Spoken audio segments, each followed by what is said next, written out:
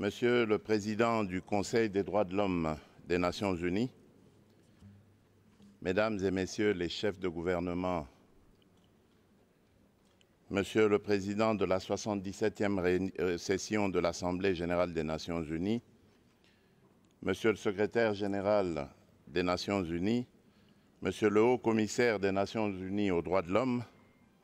Monsieur le chef du département fédéral des affaires étrangères de la Confédération suisse, Mesdames et Messieurs les chefs de délégation. La tenue de la 52e session du Conseil des droits de l'homme des Nations Unies m'offre l'opportunité de m'exprimer du haut de cette tribune sur la situation des droits de l'homme et des libertés fondamentales en République démocratique du Congo, des priorités retenues en la matière par mon gouvernement, des avancées enregistrées à ce stade, ainsi que des défis majeurs auxquels nous sommes confrontés comme nation, décidés à vivre dans la modernité et à contribuer au progrès de la civilisation de l'universel. À ce sujet, comme vous le savez, la République démocratique du Congo est secouée depuis 1994, année du génocide rwando-rwandais de triste mémoire, par des violences cycliques meurtrières et des pillages de ses ressources naturelles par des groupes armés terroristes évalués à environ 150 à l'est du pays et dont certains sont d'obédience islamiste intégriste proche de Daesh. Ces groupes opèrent plus spécifiquement dans les provinces de l'Ituri, du Maniema, du Nord Kivu et du Tanganyika. Il n'est plus un secret pour personne qu'ils sont entretenus, armés et soutenus par certains États de la région comme le Rwanda et par des milieux financiers étrangers. Ainsi, depuis 30 ans,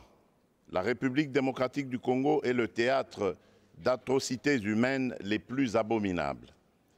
Des violations graves des droits de l'homme, des crimes de guerre et contre l'humanité y sont commis dans l'impunité la plus totale.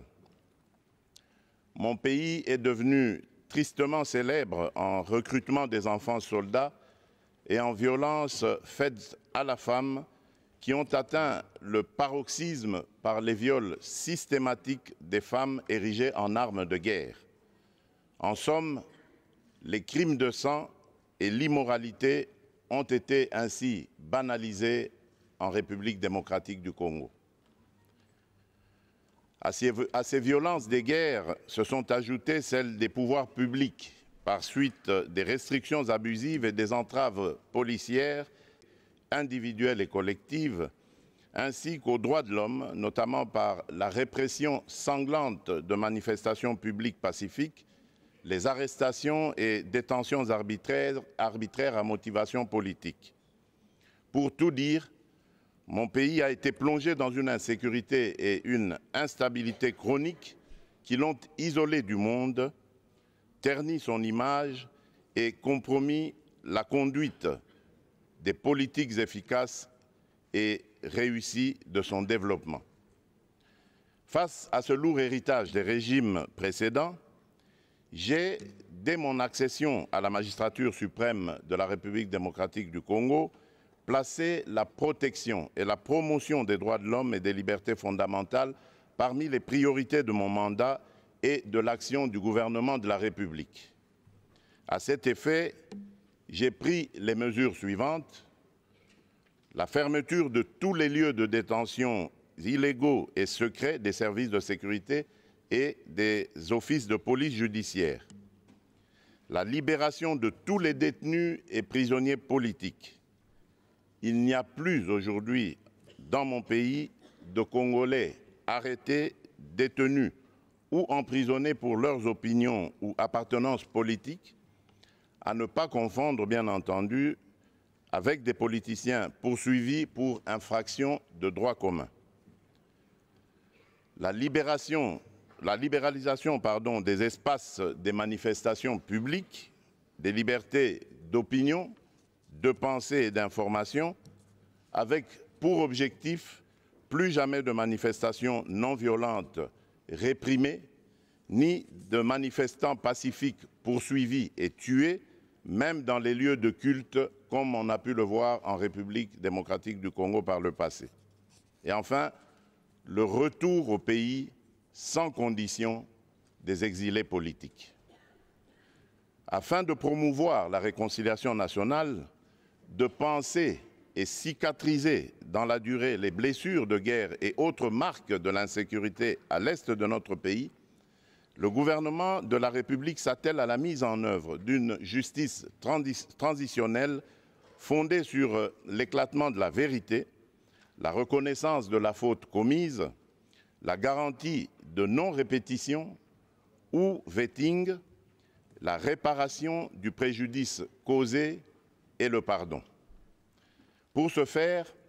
mon gouvernement, avec l'appui technique de certains partenaires, dont le Bureau conjoint des Nations Unies aux droits de l'homme et l'assistance des experts tant nationaux qu'internationaux, a élaboré un avant-projet de loi cadre portant dispositions générales applicables à la justice transitionnelle qui sera soumis au Parlement au courant de la session de mars prochain. Par ailleurs, dans le cadre du processus de paix de Nairobi initié par la Communauté d'Afrique de l'Est et de la mise en œuvre du programme de démobilisation, désarmement, relèvement communautaire et stabilisation, PDDRCS en sigle, j'ai entrepris des consultations avec les groupes armés en vue de leur réintégration dans la vie nationale. Ces consultations sont à leur phase 3 et incluent déjà 56 groupes. Le M23, soutenu par le Rwanda, et le Codeco se sont exclus de ce processus de paix en prenant les armes contre la République démocratique du Congo, dont ils se réclament pourtant la citoyenneté. S'agissant des poursuites pour crimes imprescriptibles, mon gouvernement continue à plaider pour la création d'un tribunal pénal international pour la République démocratique du Congo afin d'élucider les 617 incidents documentés dans le rapport mapping du Haut Commissariat des Nations Unies aux droits de l'homme. En même temps, il réfléchit sur la création d'une cour pénale spéciale comme en République centrafricaine ou sur l'institution au niveau national des chambres mixtes au sein des juridictions ordinaires de l'ordre judiciaire comme alternative afin de lutter efficacement contre l'impunité. Dans le même sens, pour la première fois dans son histoire, la République démocratique du Congo vient de se doter de la loi numéro 22/065 du 26 décembre 2022 fixant les principes fondamentaux relatifs à la protection et à l'indemnisation des victimes de violences sexuelles liées au conflit et des victimes des crimes contre la paix et la sécurité de l'humanité. À la suite de cette loi, un fonds de réparation des victimes a été créé par décret et est en phase d'opérationnalisation. En plus, afin de faire bénéficier à des milliers de femmes et de jeunes filles victimes de violences sexuelles d'une couverture juridique en Afrique, mon pays, qui a eu le privilège d'organiser la première conférence sur la masculinité positive l'année dernière, est résolument engagé en faveur d'un traité international pour lutter contre les violences faites aux femmes et aux filles. Je saisis cette occasion pour lancer un appel pressant aux États membres de l'ONU de se joindre à mon pays, au Costa Rica et à la Sierra Leone, au sein du groupe de coordination et du groupe d'amis pour la conclusion de ce traité. Concernant le trafic d'êtres humains, j'ai institué un mécanisme en interne chargé d'en faire le suivi et de rapporter les cas suspects aux autorités compétentes aux fins de poursuite des auteurs des actes constitutifs de ce crime. À ce sujet, les dispositions du Code pénal congolais ont été renforcées et adaptées afin de réprimer rigoureusement les auteurs des dits actes. Dans le cadre de la protection des droits des personnes vulnérables, j'ai également promulgué en date du 15 juillet 2022 la loi numéro 22/030 portant protection et promotion des droits des peuples autochtones pygmées en République démocratique du Congo afin de faciliter leur intégration dans la communauté nationale et d'assurer ainsi l'égalité des chances envers cette population. La promulgation de la loi organique numéro 22/003 du 3 mai 2022 portant protection et promotion des droits des personnes vivantes avec handicap répond aussi à cette exigence. Toujours dans le même ordre d'idées, le Parlement examine depuis la dernière session le projet de loi visant la protection des défenseurs des droits de l'homme. Le mandat des membres de la Commission nationale des droits de l'homme a été renouvelé par la signature de l'ordonnance d'investiture de nouveaux élus. Quant aux élections générales prévues pour le 20 décembre prochain, une autre matière qui touche aux libertés fondamentales et aux droits fondamentaux des citoyens, le gouvernement de la République et moi-même attachons le plus grand intérêt et portons une attention soutenue à leur tenue en toute transparence, en toute liberté et sans exclusion basée sur des considérations politiques, tribales ou ethniques. Toutefois, la persistance de la guerre à l'est de notre pays risque d'hypothéquer le processus électoral dont les opérations d'enrôlement sont déjà en cours par suite du déplacement massif des personnes des zones de combat, de l'insécurité et de l'inaccessibilité à ces zones. Il est donc impérieux que la communauté internationale s'implique davantage activement aux côtés de la République démocratique du Congo pour la restauration de la paix et de l'autorité de l'État dans cette partie du territoire national. Monsieur le Président, c'est au moment où toutes les initiatives et actions que je viens d'exposer sont en cours et commencent à porter leurs fruits que les autorités rwandaises ont ressuscité le mouvement terroriste du 23 mars, le M23 en sigle, défait en 2013 pourtant par nos forces armées, avec l'appui des troupes internationales de la MONUSCO, pour agresser la République démocratique du Congo et bloquer le processus de paix de Nairobi, dans le but inavoué de poursuivre les pillages des ressources naturelles de la République démocratique du Congo et de placer sous l'impérium rwandais une partie de son territoire national, le Nord Kivu en l'occurrence. C'est ici le lieu, une fois de plus, de dissiper toute équivoque et de porter un démenti cinglant aux allégations fallacieuses des dirigeants rwandais qui invoquent à qui veulent les entendre, d'une part, la prétendue collaboration entre officiers de l'armée congolaise et les commandants des forces démocratiques pour la libération du Rwanda, les FDLR, alors que j'ai changé le leadership de l'armée depuis plusieurs mois, et d'autre part, le discours de la haine tribale contre les populations dites rwandophones qui seraient persécutées ou, pis encore, menacées de génocide en République démocratique du Congo, et cela pour justifier leurs crimes dans mon pays et obtenir la mansuétude de certains pays. À cet égard, je recommande à toute personne qui en aurait encore le doute de lire les groupes d'experts, le rapport des groupes d'experts de l'ONU sur la situation sécuritaire à l'est de la République démocratique du Congo, rapport de septembre 2022, distribué par le Conseil de sécurité, et celui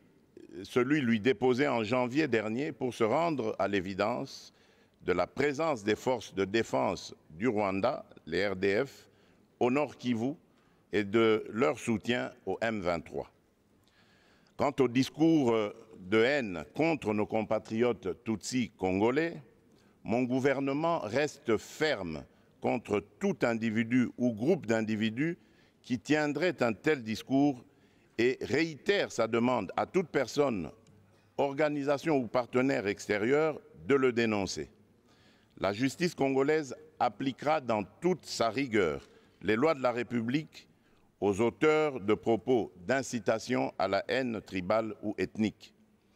sur ce chapitre de la prétendue persécution des Congolais rwandophones afin d'enlever tout prétexte aux dirigeants rwandais qui se sont constitués sans procuration avocats de cette communauté. Le gouvernement de la République démocratique du Congo vient de saisir le Haut Commissariat des Nations Unies pour les réfugiés pour lui demander de prendre toutes les initiatives requises en vue de la tenue dans les plus brefs délais des discussions tripartites RDC, Rwanda, HCR pour le rapatriement de leurs réfugiés respectifs dans leur pays, conformément au cadre juridique bilatéral actuel, aux règles du droit international et aux pratiques pertinentes en vigueur en la matière. Mon pays attend impatiemment ces discussions auxquelles seront associés du côté congolais les notabilités coutumières des communautés concernées afin de régler définitivement les problèmes soulevés et de réaliser une réconciliation vraie et durable entre ces communautés. Monsieur le Président du Conseil des droits de l'homme des Nations Unies, Excellences, Messieurs les Premiers ministres et chefs de délégation, Monsieur le Président de la 77e session de l'Assemblée générale des Nations unies, Monsieur le Secrétaire général des Nations unies, Monsieur le Haut-Commissaire des Nations unies aux droits de l'homme, Monsieur le chef du département fédéral des affaires étrangères de la Confédération suisse, Mesdames et Messieurs, il n'y a de pire ennemi des droits de l'homme et des libertés fondamentales que la guerre.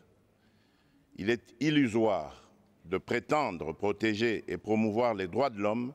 ainsi que les libertés fondamentales dans un contexte de guerre qui exacerbe les tensions internes et affaiblit l'État. C'est pourquoi il est impérieux de mettre fin aux aventures guerrières du Rwanda à l'est de la République démocratique du Congo pour créer les conditions objectives de réalisation des actions en faveur de ces valeurs universelles pour lesquelles, de tous les temps dans le monde, les peuples se sont battus jusqu'au sacrifice suprême. On ne peut pas prétendre défendre l'exercice des droits de l'homme et des libertés fondamentales en République démocratique du Congo tout en laissant progresser l'agression de ce pays par le Rwanda et les massacres de ses populations par des groupes armés terroristes. Il est temps que la communauté internationale, en particulier les Nations unies, sanctionne les auteurs des crimes et des violations du droit international en République démocratique du Congo et les contraigne davantage à exécuter le plan de paix issu des processus de Nairobi et de Luanda, plan avalisé aussi bien par l'Union africaine que le Conseil de sécurité de l'ONU. Dans le même sens, l'État, à travers son système judiciaire et son administration, est l'instrument principal de la garantie de jouissance et d'exercice des droits de l'homme et des libertés fondamentales. Il n'y a d'État et de pouvoir judiciaire que pour garantir à tous leurs droits et libertés, dit-on. C'est pourquoi la République démocratique du Congo attend de ses partenaires bilatéraux et multilatéraux l'appui à ses efforts afin de restaurer l'autorité de l'État sur l'ensemble de son territoire national